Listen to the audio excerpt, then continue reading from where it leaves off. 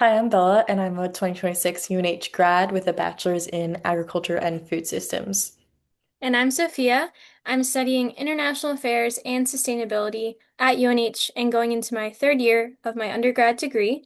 Additionally, we would like to thank the Responsible Governance and Sustainable Citizenship Project at UNH College of Liberal Arts for making these fellowship positions this summer possible. So, this summer we work with the Waysmeet Center, which is a nonprofit organization located in Durham, New Hampshire. And they foster three main programs, including affordable housing for UNH students, the Cornucopia Food Pantry, and community events. Our project this summer tasked us with exploring strategies to increase the amount of local and culturally relevant produce that Waysmeet distributes. At the beginning of this summer, we were focused on understanding cornucopia's current position in the food system through activities like background research and engaging with other local food stakeholders, such as Gather and New Hampshire Gleans. This set us up real nice to create final deliverables tailored directly to Wastemeat's position and potential in the local food system that would be sustainable for them in the long run. And after all of that background research and all the learning experiences we had this summer, the three on this slide are what stood out the most. All other directions we explored and resources we put together are further developed in our final deliverable for the Waysmeet Center, which is accessible via QR code at the end of this presentation. So to jump into the client survey, this was focused on gauging the importance of fresh local produce among the client base at Cornucopia Food Pantry, so we could really create a pantry that reflects the community it serves. We had a really incredible sample size of 96 respondents, considering there's about 100 households that attend Cornucopia on a regular basis. Additionally, about 25% of respondents agreed that they would love to participate in cornucopia programming, such as garden education or growing food for the Cornucopia Food Pantry, which will prove relevant later in the slideshow.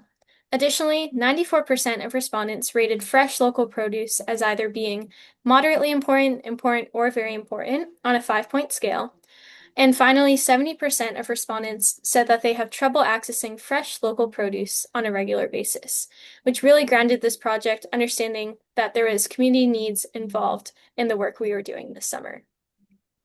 So, in addition to the client survey, we interviewed local stakeholders, including farms, restaurants, and other food pantries, to deepen our understanding of the Seacode food system and identify opportunities for collaboration with the Ways Meet Center. And one theme came up again and again. If you want a new program or partnership to last, it has to provide value to everyone involved. So, the most successful partnerships aren't one-sided, they're built around mutual benefit. And when both organizations gain something meaningful, they're much more likely to invest in the relationship and keep it going long term. We also conducted an in-depth cost-benefit analysis of the Given Garden pilot program at Tuckaway Farm in Lee, where all the food grown went directly to the Cornucopia Food Pantry. So, this included both a financial analysis and a written evaluation outlining the garden's benefits, challenges, and possible ways to address those challenges. And one of our biggest takeaways was the significant amount of time needed to maintain a productive garden. And being part of the Tuckaway farm community was a great experience, but the travel time and distance created accessibility challenges. So, since managing the garden was only one part of our work, it was not sustainable to balance regular trips to leave with our other responsibilities at Waysmeet. So ultimately, we found that an offsite garden was not the most productive option in terms of staff capacity and accessibility.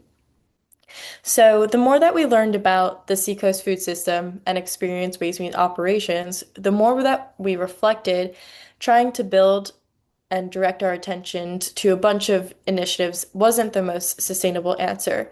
Instead of spreading time and energy across a handful of different strategies, we believe it made more sense to focus on one thing and do that one thing well.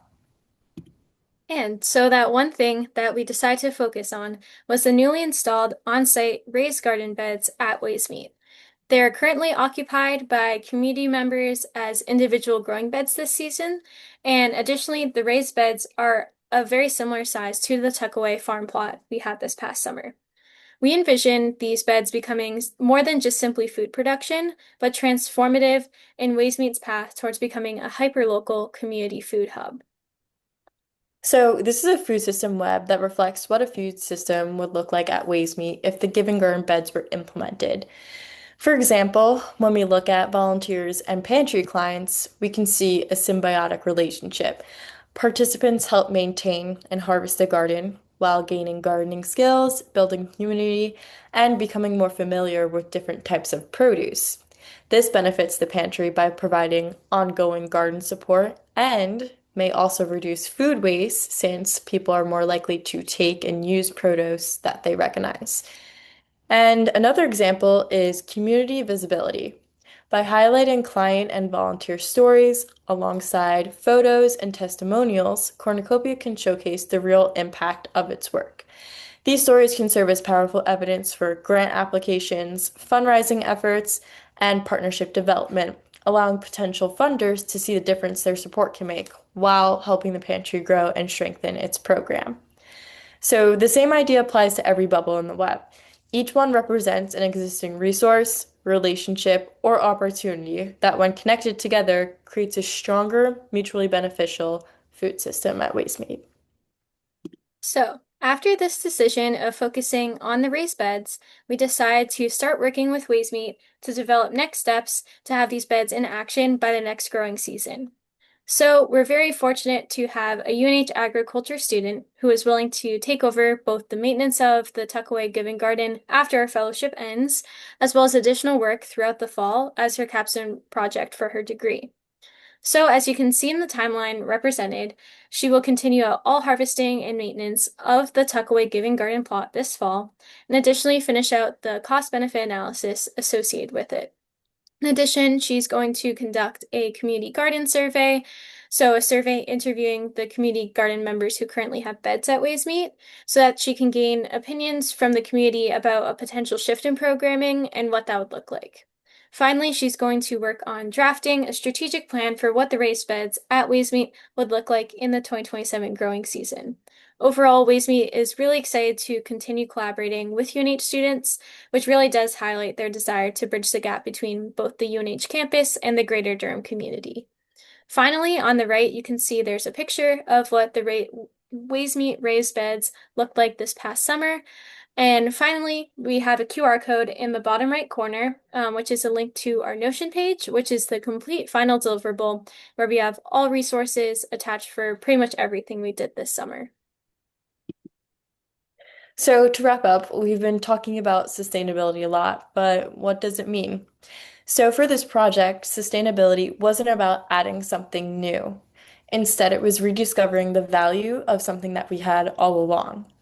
So, and again, we just wanted to thank Eileen and Anya at Waysmeet for creating such a supportive and welcoming environment this summer. So, thank you.